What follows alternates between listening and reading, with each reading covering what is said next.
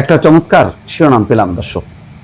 ইরানের শাসন বদলাতে চাওয়া ট্রাম্প স্থল অভিযানের আগে নিজের পতনের বার্তা পেলেন।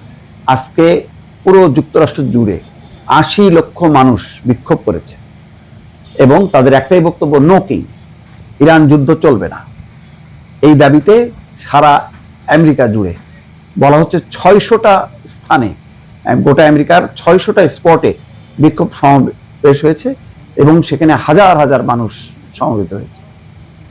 যুক্তরাষ্ট্রের অধিকাংশ নাগরিক মনে করেন ইরানের বিরুদ্ধে ট্রাম্প প্রশাসনের সামরিক পদক্ষেপের কারণে তারা এখন পেট্রোলের দাম, গ্যাসের দাম বৃদ্ধির কবলে পড়েছে এবং তাদের জীবন এখন অতিষ্ঠ হচ্ছে এইসব ভুল সিদ্ধান্তের কারণে। মার্কিনরা তাদের এই মতামত দিয়েছে একটি জরিপের মাধ্যমে। মধ্যবর্তী নির্বাচনের আগে ট্রাম্প বিরোধী এই মতামত রাজপথের স্লোগানেও পরিণত হয়েছে। স্থানীয় সময় শনিবার কয়েক লাখ মানুষ সড়কে নেমেছিল বিক্ষোভ করতে। সেখানে তারা ইরান যুদ্ধ নিয়ে ক্ষোভ এবং ডোনাল্ড ট্রাম্পের পদত্যাগ দাবি করেছে। মধ্যবর্তী নির্বাচন সামনে, তার আগেই এই পরিস্থিতি ট্রাম্পের হৃদকম্পন বাড়িয়ে দিয়েছে নিঃসন্দেহে। পদত্যাগের এই দাবি এমন সময় উঠল যখন ইরানের স্থল অভিযান অনুমোদনের দ্বার প্রান্তে ট্রাম্প ১০,০০০-এর মতন মার্কিন সৈন্য হাজির এখন মধ্যপ্রাচ্যে এবং বিভিন্ন জায়গায় গোপন স্থানে ছড়িয়ে ছিটিয়ে রেখেছে যাতে ইরান আক্রমণ করে কাউকে মেরে ফেলতে না পারে স্থল অভিযানের আগেই। তিনি আনুষ্ঠানিকভাবে ঘোষণা না দিলেও প্রশাসনের কর্মকর্তাদের বরাত দিয়ে ওয়াশিংটন পোস্ট জানিয়েছে অভিযানের পরিকল্পনা চূড়ান্ত হয়েছে। এরই মধ্যে মধ্যপ্রাচ্যে পাঠানো হয়েছে কয়েক হাজার সেনা। শুক্রবার ওয়াল স্ট্রিট জানিয়েছে সম্ভাব্য সর্বোচ্চ সেনা মোতায়েনের সংখ্যা অন্তত ১০,০০০ হতে পারে। মার্কিন সেনারা ইরানের ভূখণ্ডে যাবেন আর অক্ষত অবস্থায় লক্ষ্য অর্জন করে চলে আসবেন, বিষয়টা অত সরল নয়। সম্ভাব্য স্থল অভিযানের খবর ইরানের পক্ষ থেকে হুমকি দেওয়া হয়েছে।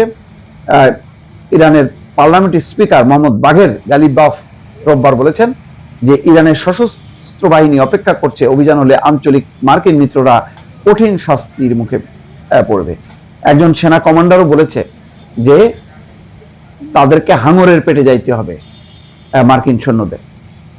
যুক্তরাষ্ট্র মূলত স্থল অভিযানের কথা বিবেচনা করছে। ইরানের খার্ক দ্বীপ এবং হরমুজ প্রণালী কেশম দ্বীপ ঘিরে গত শুক্রবার রয়টার্স তাদের এক প্রতিবেদনে লিখেছে স্থল অভিযানের ক্ষেত্রে মার্কিন সৈন্যরা ক্ষেপণাস্ত্র এবং ড্রোন হামলার মুখে পড়ার ঝুঁকিতে থাকবে।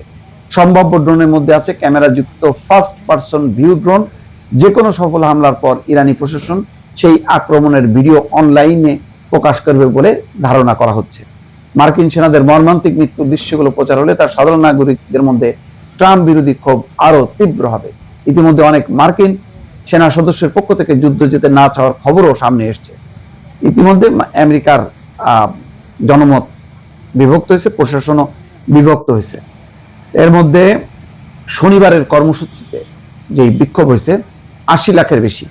এবার যুক্তরাষ্ট্র জুড়ে অতিরিক্ত ৬০টি স্থানে বিক্ষোভ হয়েছে। বার্তা সংস্থা এএফপি বলছে বিক্ষোভকারীরা ট্রাম্প প্রশাসনের ইরান যুদ্ধে জড়ানো নিয়ে ক্ষোভ প্রকাশ করেছে, সংবিধানের উপর হস্তক্ষেপের অভিযোগ তুলেছে, পাশাপাশি ট্রাম্পকে ফ্যাসিস্ট উল্লেখ করে পদত্যাগ দাবি করেছে। এই বিক্ষোভ ঠিক ৪ দিন আগের একটি জরিপে তথ্য প্রকাশ করেছিল এপি। সেখানে ৬১% মানুষ বলেছে তারা এই যুদ্ধ চায় না। সব মিলায় স্থল অভিযানের আগেই ট্রাম্প একটা কঠিন পরিস্থিতির মধ্যে পড়লো। অন্তত আমেরিকার জনমত বিপক্ষে চলে গেল এবং মধ্যবর্তী নির্বাচন যেহেতু সামনে, সুতরাং ট্রাম্প এখন ভাবছেন যে এই স্থল অভিযান দিয়ে আরো যুদ্ধে জড়াবে আমেরিকা। সেই সিদ্ধান্ত নেবে কি নেবে না, এটা নিয়ে আমেরিকার প্রশাসন, সরকার, রাজনীতি এবং সাধারণ মানুষ নানা রকম দুশ্চিন্তার মধ্যে আছে।